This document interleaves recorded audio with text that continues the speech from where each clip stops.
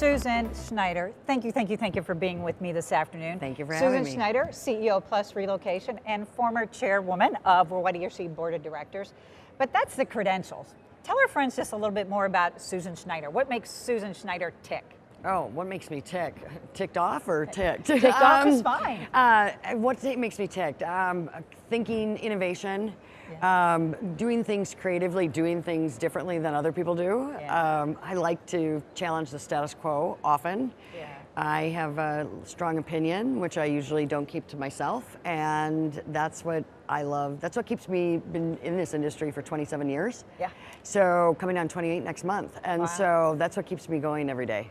So you used the word innovation, and recently you talked to me about attending this really cool design labs. And so I'm so curious around why did you choose to attend it, and just give us some morsels around what you thought was so exciting and takeaways. So one of the things about innovation is it's really easy to find the problem, and it can be somewhat easy to find the solution.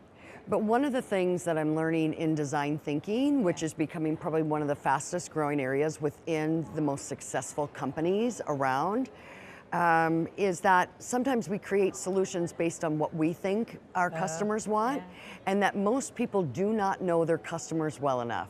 We've for decades relied on quantitative data with surveys and responses to things, and the reality around design thinking is, in order to know your customers, you need to start with empathy, and you need to truly understand them through qualitative design.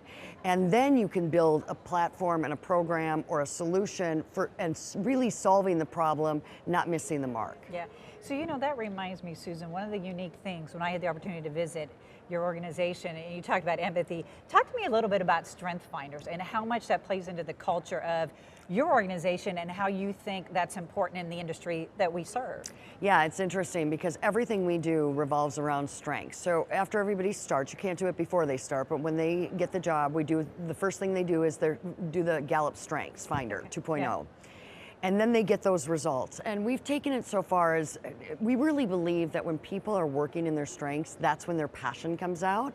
Because we find that some people might be good at skills, but that skill doesn't necessarily translate to their passion. So they're really good at math, they become an accountant, and then they're sitting in a cube and they're depressed. Yeah. So what other strengths do they have? And so one of the things we've done is really using those strengths, like with managers and their employees, so they can understand each other and how they operate. As we get into more of a matrix environment in our organization, especially when you're doing innovation and new things, tapping people based on their strengths and making sure that we've got a balance at the table of what people bring to the table. Yeah. That reminds me, and I want to really sort of be a little bit provocative with you. My closing question out to our friends here, but when you talked about moving people into that different design kind of thinking, do you envision a different organizational design structure, moving more from, or less, I guess, from hierarchies into more project-based organizational design? Absolutely. Talk about that. So, it's interesting. I'm reading a book right now called The Lean Startup, and it talks about that innovation is in everybody. An entrepreneur is in everybody. It just doesn't have to be the CEO or who started the company or the visionary.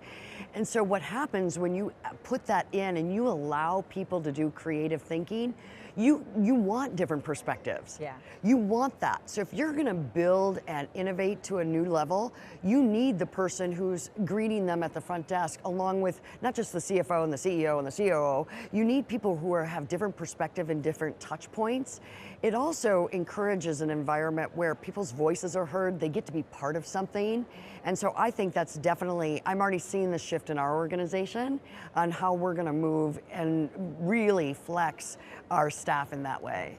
I think that is one of the super exciting things is, while we may be an industry that is a little bit sort of more long tenured as an industry, the innovation and through leaders like yourself and even from the youth. So I want to thank my friend Susan Schneider for being with us this afternoon, and wish her and everyone in her organization a great conference. Thank you.